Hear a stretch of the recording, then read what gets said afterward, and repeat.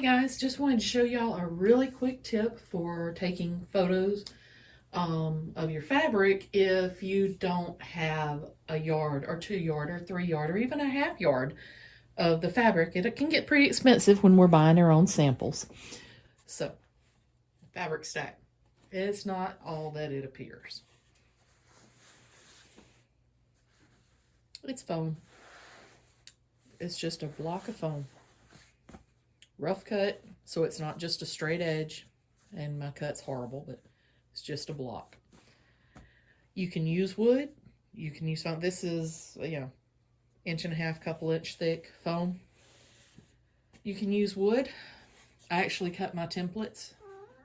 Yes, I have a cat in the background. I find it funny for some reason. This was a piece of shelving that we cut off the end. I use it for pounding when I'm sewing and putting in snaps and such, but it's just the perfect size for me for these, so I used it as a template to cut the foam pieces. But just get a piece of fabric, fold it around and stack them up, and no one's the wiser, except when you watch this video, of course. Now you all know the secret. I will say, if you have a fat quarter or less, you might want to make a smaller size piece of foam.